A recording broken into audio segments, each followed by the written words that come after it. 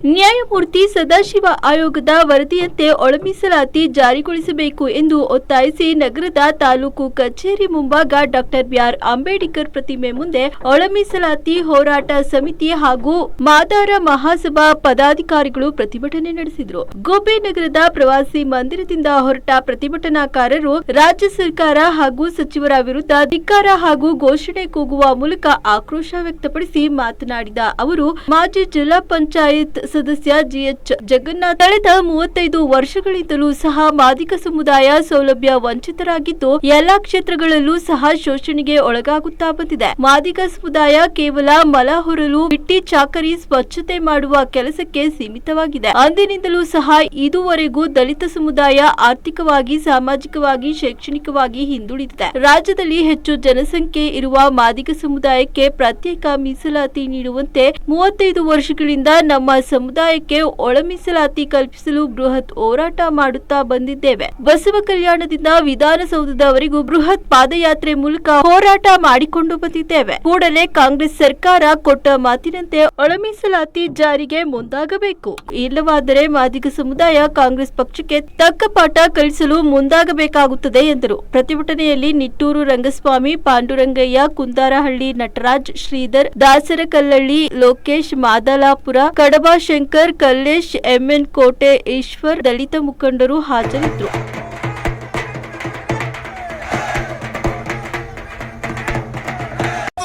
ಮಾದಿಗರು ಇರ್ತಕ್ಕಂಥ ಕೊಟ್ಟಿಗೆ ಒಳಗಡೆ ನೀವು ಮತ ಹಾಕಿ ಬರ್ತಾ ಇದ್ದೀವಿ. ನೀವು ಒಟ್ಟಿಗೆ ಏನ್ ತಿಂತೀರಾ? ನೀವೊಬ್ಬ ಮಾಡಿದ್ದು ಪ್ರಣಾಳಿಕ ಅಧ್ಯಕ್ಷ ಯಾರು? ಕರ್ನಾಟಕದ ಕಾಂಗ್ರೆಸ್ ಪಕ್ಷದ ಪ್ರಣಾಳಿಕ ಅಧ್ಯಕ್ಷ ಯಾರು? ನೀನು ಕಣಪ್ಪ, ಡಾಕ್ಟರ್ ಜಿ ಪರಮೇಶ್ವರ್. ನೀನೇನ್ ಮಾತಾಡ್ತಾ ಇದೀಯಾ? ನೀನೇನ್ರಿ ಮಾತಾಡ್ತಾ ಇದೀಯಾ? ನೀನು ಮಾತಾಡ್ತಕ್ಕಂಥದ್ದು ನಿಜವಾಗಿ ಮಾತಾಡ್ತಾ ಇದೀಯಾ? ಮಾದಿಗರಿಗೆ ಅನ್ಯಾಯ ಆಗ್ತಕ್ಕಂಥ ವಿಚಾರವಾಗಿ ಮಾತಾಡ್ತಾ ಇದ್ದೀರಾ. ಅರ್ಥ ಮಾಡ್ಕೋ ಡಾಕ್ಟರ್ ಜಿ ಪರಮೇಶ್ವರ್. ಇವತ್ತು ಏನು ಗೊತ್ತೇ ಇಲ್ಲ ಥರ ಮಾತಾಡ್ತೀರಾ. ಯಾವ ವಿಚಾರಕ್ಕೆ ಗೊತ್ತೇ ಇರ್ತಕ್ಕಂಥ ಮಾತಾಡ್ತಾ ಇದ್ದೀರಾ? ದಯಮಾಡಿ ಇಂದ ಮುಂದಿನ ದಿನಗಳಲ್ಲಿ ಎಲ್ಲ ಇಡೀ ಏನು ನಮ್ಮ ಹಿರಿಯರು ಹೇಳಿದಾರೋ ಅದೇ ಥರ ಇದೇ ಜಿಲ್ಲೆ ತಾಲೂಕಲ್ಲೆಲ್ಲ ಇಡೀ ಜಿಲ್ಲಾದ್ಯಂತ ಇಡೀ ಕಾಂಗ್ರೆಸ್ ವ್ಯವಸ್ಥೆನೇ ಧೂಳಿಪಾಠ ಮಾಡ್ತಕ್ಕಂಥ ಮಾದರಿ ಶಕ್ತಿ ಇದೆ. ಆ ಶಕ್ತಿನ ಬಾಬಾ ಸಾಹೇಬ್ ಅಂಬೇಡ್ಕರ್ ಅವರು ಕೊಟ್ಟಿದ್ದಾರೆ ಅಂತ ಬಿಟ್ಟು ಹೇಳಲಿಕ್ಕೆ ಬಯಸ್ತಾನೆ. ದಯಮಾಡಿ ಕಾಂಗ್ರೆಸ್ ಸರ್ಕಾರಕ್ಕೆ ನಾನು ಮತ್ತೊಮ್ಮೆ ವಿನಯಪೂರ್ವಕವಾಗಿ ನಾನು ಪ್ರಾರ್ಥನೆ ಮಾಡ್ತೇನೆ. ನೀವು ಹೇಳಿರ್ತಕ್ಕಂಥೇನು ಸದಾಶಿವ ಆಯೋಗ ವರದಿಯಲ್ಲಿ ಮಾದಿಗರೇ ಫಸ್ಟ್ ನಂಬರ್ 1, ನಾಗಮೋಹನ್ ದಾಸ್ ವರದಿಯಲ್ಲಿ ನಮ್ಮ ಮಾಧುಸ್ವಾಮಿ ವರದಿಯಲ್ಲಿ ಮಾದಿಗ ನಂಬರ್ 1, ನಾಗಮೋಹನ್ ದಾಸ್ ಮಾದಿಗ ನಂಬರ್ 1. ನಾನು ಇನ್ನೊಂದು ಆಯೋಗ ಮಾಡಿ ಮಾದಿಗರೇ ನಂಬರ್ 1 ಆಗಿರ್ತಕ್ಕಂಥದ್ದು ಡಾಕ್ಟರ್ ಜಿ ಪರಮೇಶ್ವರ್ ಸಿದ್ದರಾಮಯ್ಯನವರೇ. ದಯಮಾಡಿ ಸಿದ್ದರಾಮಯ್ಯನವರು ಒಂದು ಅಹಿಂದ ಅಂತ ಬಂದು ಏನು ಸ್ಲೋಗನ್ ಹೇಳ್ಕೊಂಡು ನಾಟಕ ಆಡಬೇಡಿ. ಸಿದ್ದರಾಮಯ್ಯ ನಾಟಕ ಆಡಬೇಡಿ. ದುಡ್ದಿರ್ತಕ್ಕಂಥ ಅರ್ಥ ಮಾಡ್ಕೊಳ್ಳಿ. ನಾಗಮೋಹನ್ ದಾಸ್ ಹೇಳಿದ್ರೆ ಅಂತ ಯಾರಿಗೆ ಹಸಿವಿಂದ ಸತ್ತಿದ್ದಾರೆ, ಯಾರು ನೋವಲ್ಲಿದ್ದಾರೆ, ಯಾರು ಅಸ್ಪೃಶ್ಯತೆ ಅನುಭವಿಸ್ತಾ ಇದ್ದಾರೆ, ಯಾರು ಇವತ್ತು ಹೀನಾಯ ಸ್ಥಿತಿ ಅನುಭವಿಸ್ತಾ ಇದ್ದಾರೆ ಅಂತವ್ರಿಗೆ ಪ್ರಥಮ ಸ್ಥಾನ ಕೊಡಿ ಅಂತ ಹೇಳ್ಬಿಟ್ಟು ನಾಲ್ಕು ವರದಿ ಇರ್ತಕ್ಕಂಥದ್ದು. ನಿಮಗೆ ಒಂದೇ ಒಂದು ಬಿಂದು ಏಪ್ ಕೊಟ್ಟಿದ್ದಕ್ಕೆ ಪ್ರಬಂಧ ಕೊಟ್ಟಿದ್ದಕ್ಕೆ ನಿಮ್ಗೆ ಹೊಟ್ಟೆ ಇತ್ತಲ್ಲ. ಅವ್ರು ಯಾರೋ ಇದಾರಪ್ಪ, ಅವರು ಕತ್ತಲಿಂಗ ಮಹಾಸ್ವಾಮೀಜಿಗಳು ಮೈಸೂರು. ಅಬ್ಬಬ್ಬರೇ, ನಾವು ನಿಮ್ಮನ್ನು ನಂಬಿದ್ದು ದಲಿತ ಸಂಘ ಸಮಿತಿ ಹೋರಾಟಗಾರರು, ನೀವೆಲ್ಲ ಹಿಂದುಳಿದವರ ಹೋರಾಟಗಾರರು ಅಂತ ಹೇಳ್ಬಿಟ್ಟು ಸ್ವಾಮೀಜಿಗಳು ನಿಮ್ಮನ್ನು ನಂಬಿವು. ಆದ್ರೆ ನೀವು ಮಾಡ್ತಕ್ಕಂಥದ್ದೇನು ಮಸ್ಸಲ್ಲಿ ಕಲ್ಲು ತಕ್ಕಂಥ ಕೆಲಸ ಮಾಡ್ತಾ ಇದ್ದೀರಾ. ದಯಮಾಡಿದ್ದು ಮಾದಿಗರು ಸಹಿಸ್ಕೊಳ್ಳಲ್ಲ. ದಯಮಾಡಿ ಮಾದಿಗರು ಸಹಿಸ್ಕೊಳ್ಳಲ್ಲ. ಗುಬ್ಬಿ ತಾಲೂಕು ಇರ್ತಕ್ಕಂಥ ಪ್ರತಿಯೊಂದು ಹಳ್ಳಿಯಲ್ಲೂ ಕೂಡ, ಪ್ರತಿ ಕಾನೂನುಗಳು ಕೂಡ ನನ್ನ ವಿರುದ್ಧವಾಗಿ ಕೆಲಸ ಮಾಡ್ತಕ್ಕಂಥ ಕೆಲಸ ಹತ್ತಿರದ ಬರ್ತಾ ಇದೆ. ಗುರುವಾರ ಸಿದ್ದರಾಮಯ್ಯನವರಿಗೆ ಕೊನೆಯ ಅವಕಾಶ ಕೊಡ್ತಾ ಇದ್ದೀವಿ.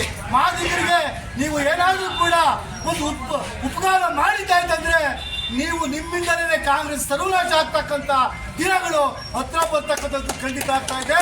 ದಯಮಾಡಿ ಏನು ದೇವರಾಜ ಅರಸು ಅವರ ನಾನು ಇದನ್ನು ಮುಂದೆ ವಹಿಸ್ಬಿಡ್ತೀನಿ, ನಾನು ಮುಗಿಸ್ಬಿಡ್ತೀನಿ. ದೇವರಾಜ ಅರಸು ರೆಕಾರ್ಡ್ ಅಂತ ಹೇಳ್ತಾ ಇದ್ದೀರಾ. ನೀವು ದೇವರಾಜ ಅರಸು ರೆಕಾರ್ಡ್ ಮುಗಿಸ್ತಾ ಇಲ್ಲ. ಮಾದಿಗ ಸಮುದಾಯದ, ಹಿಂದುಳಿದ ಸಮುದಾಯದ, ಎಲ್ಲ ಸಮಾಜದ ರೆಕಾರ್ಡ್ ನೀವು ಹಾಳು ಮಾಡ್ತಾ ಇದ್ದೀರಾ. ಆ ಕಾರಣಕ್ಕೋಸ್ಕರ ಸಿದ್ದರಾಮಯ್ಯನವರಿಗೆ ಮತ್ತೊಮ್ಮೆ ಹೇಳ್ತೀನಿ, ನಾನು ಮಾದೇವಪ್ಪರ ಬಗ್ಗೆ ಮಾತಾಡಲ್ಲ.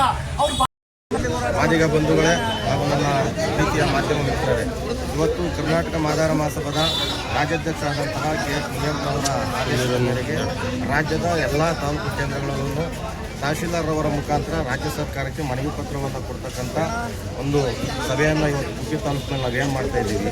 ಸುಮಾರು 3 ದಶಕಗಳ ಕಾಲ ಎಲ್ಲ ಮಾದಿಗ ಸಮುದಾಯದ ಹೋರಾಟಗಾರಗಳು ಮನೆ ಮಠಗಳನ್ನ ಬಿಟ್ಟು ಹೋರಾಟ ಮಾಡಿದ್ವು. ಆದರೆ ಆಗಸ್ಟ್ 1, 2024 ಸುಪ್ರೀಂ ಕೋರ್ಟ್ ಆದೇಶದ ಪ್ರಕಾರ ಏನು ಆಯಾ ರಾಜ್ಯ ಸರ್ಕಾರಗಳು ಒಳ ಮೀಸಲಾತಿಯನ್ನು ಮಾಡಬಹುದು ಅಂತ ಹೇಳ್ಬಿಟ್ಟು ಏನು 7th ಬೆಂಚ್ ನ್ಯಾಯಪೀಠ ನಮಗೇನು ಆದೇಶವನ್ನು ಕೊಡ್ತು ಆಯಾ ರಾಜ್ಯ ಸರ್ಕಾರಗಳಿಗೆ, ಈ ಒಂದು ನಮ್ಮ ಕರ್ನಾಟಕದ ರಾಜ್ಯ ಸರ್ಕಾರ ನಮಗೆ ಹೂವನ್ನೇ ಇಕ್ಕಕ್ಕೆ ಹೊರಟೈತೆ ಹೊರತು ನಮಗೆ ನ್ಯಾಯವನ್ನು ಕೊಡಲಿಕ್ಕೆ ಹೊರಟಿಲ್ಲ. ಇವತ್ತು ಆಂಧ್ರ ಪ್ರದೇಶ, ತೆಲಂಗಾಣ, ಪಂಜಾಬ್, ಹರಿಯಾಣ, ಸಿಕ್ಕಿಂ ಎಲ್ಲ ರಾಜ್ಯಗಳಲ್ಲೂ ಒಳ ಮೀಸಲಾತಿಯನ್ನು ಮಾಡಿದ್ದಾರೆ. ಆದರೆ ನಮ್ಮ ರಾಜ್ಯ ಸರ್ಕಾರದಲ್ಲಿ ಎಲ್ಲ ಏನು ನನ್ನ ಬಲಗೈ ಸಹೋದರರಾದ ಮಂತ್ರಿಗಳು ಇದ್ದಾರೋ ಅವರು ನಮಗೆ ಬೇಕು ಅಂತಲೇ ನಮಗೆ ಅನ್ಯಾಯವನ್ನು ಮಾಡಲಿಕ್ಕೆ ಹೊರಟಿದ್ದಾರೆ. ಯಾಕೆಂದರೆ ರಾಜ್ಯ ಸರ್ಕಾರದ ಮಾನ್ಯ ಮುಖ್ಯಮಂತ್ರಿಗಳ ಮಗನ ಭವಿಷ್ಯಕ್ಕೋಸ್ಕರ, ರಾಜಕಾರಣದ ಭವಿಷ್ಯಕ್ಕೋಸ್ಕರನ ಮಾದಿಗರನ್ನ ತುಳಿದು ಸಾಯಿಸಲಿಕ್ಕೆ ಹೊರಟಿದ್ದಾರೆ ಕರ್ನಾಟಕ ರಾಜ್ಯ ಸರ್ಕಾರ. ಇವತ್ತು ನಾನು ಕರ್ನಾಟಕ ರಾಜ್ಯ ಸರ್ಕಾರಕ್ಕೆ ಒಂದೇ ಒಂದು ಮನವಿ ಏನಂತಂದರೆ, ಇಡೀ ರಾಜ್ಯದಲ್ಲಿ 224 ಕ್ಷೇತ್ರದಲ್ಲಿ ಮಾದಿಗರ ಮತಗಳು ನಿರ್ಣಾಯಕ. ಇವತ್ತೇನು ಪರಮೇಶ್ವರ್ ಗೆದ್ದಿದ್ದಾರೆ, ಅಲ್ಲಿ 69,000 ಮಾದಿಗರು ಹೊರಟಗೆರೆ ಕ್ಷೇತ್ರದಲ್ಲಿ ಅವ್ರಿಗೆ ಓಟಾಗಿ ಗೆದ್ದಿದ್ದಾರೆ. ಅವರು ಯಾವ ರೀತಿ ಋಣ ತೀರಿಸಬೇಕು ಬೇಡ, ನಮಗೆ ಮಾದಿಗರಿಗೆ ಒಳ ಮೀಸಲಾತಿಯನ್ನು ಮಾಡಿ ಎಲ್ಲ ಸಮುದಾಯಕ್ಕೂ ಸಾಮಾಜಿಕ ನ್ಯಾಯವನ್ನು ಕಲ್ಪಿಸಿಕೊಳ್ಳಲು ಪ್ರಯತ್ನ ಮಾಡಬೇಕು. ಎಚ್ ಸಿ ಮಹದೇವಪ್ಪನೂ ಅಷ್ಟೇ. ಮತ್ತು ಒಂದು ದಿವಸ ನಿರುದ್ಯೋಗಿಗಳು ಹೋರಾಟವನ್ನು ಮಾಡ್ತಾರೆ ಧಾರವಾಡದಲ್ಲಿ. ಆದರೆ 4 ದಶಕಗಳ ಕಾಲ ಮಾದಿಗರು ಹೋರಾಟ ಮಾಡಿದ್ರು ನಮಗೆ ನ್ಯಾಯ ಕೊಡಲ್ಲ. ಇದರಲ್ಲಿ ಇವರು ಯಾರೋ ಎಚ್ ಸಿ ಮಹದೇವಪ್ಪ, ಪರಮೇಶ್ವರು, ಪ್ರಿಯಾಂಕ್ ಖರ್ಗೆ ಮತ್ತು ಇವರೆಲ್ಲ ಒಂದು ಸಭೆ ಮಾಡ್ತಾರೆ ನಿರುದ್ಯೋಗಿಗಳು ಹೋರಾಟ ನಡೆಸಬೇಕಾದ್ರೆ. ಅಲ್ಲಿ ಮಾಡಿಬಿಟ್ಟು ಒಂದೇ ಸಭೆ, ಇದು ನಮಗೆ ಸಿಕ್ಕಂಥ ಅವಕಾಶ. ಇದನ್ನೇ ನಾವು ಉಪಯೋಗಿಸ್ಕೊಂಡು 56,412 ಹುದ್ದೆಯನ್ನು ನಾವು ತುಂಬಬಹುದು. ತುಂಬಿದ್ರೆ ಅದಕ್ಕೆ ಮಾದಿಗರಿಗೆ ಒಳ ಮೀಸಲಾತಿಯಲ್ಲಿ ಅವಶ್ಯಕತೆ ಇರಲ್ಲ. ನಾವು ಇದನ್ನ ಎಲ್ಲ ಸಮುದಾಯಕ್ಕೂ ಎತ್ತುಕಟ್ಟಿ ಮಾದಿಗರು ಹೋರಾಟಕ್ಕೆ ಬಿಡ್ತಾರೆ. ಅವಾಗ ಎಲ್ಲ ಬೇರೆ ಸಮುದಾಯದವರು ನಮ್ಮನ್ನು ಕಂಡ್ರೆ ಅವ್ರನ್ನ ವಿರೋಧಿಸ್ತಾರೆ, ನಮ್ಮನ್ನು ಪರವಾಗಿ ಬರ್ತಾರೆ. ಹಾಗಾಗಿ ನಾವು ಇವಾಗ 56,412 ಹುದ್ದೆ ತುಂಬಬೇಕು ಅಂತ ಹೇಳ್ಬಿಟ್ಟು ಮಾನ್ಯ ರಾಜ್ಯಪಾಲರ ಹತ್ರ ತಗೊಂಡು ಹೋಗ್ತಾರೆ. ಮಾನ್ಯ ರಾಜ್ಯಪಾಲರು 56% ಮೀರಂಗಿಲ್ಲ, 50% ಮಾಡ್ಕೊಂಬರ್ರಿ ಅಂತ ಹೇಳ್ತಾರೆ. 15%ಗೆ ಓಕೆ, 15% ಆದ್ರೂ ಕೂಡ ಅದರಲ್ಲಿ ಒಳ ಮೀಸಲಾತಿ ನಮ್ಗೆ 6% ಕೊಡಲಿ, ನಮ್ಗೆ 6% ಕೊಡಲಿ.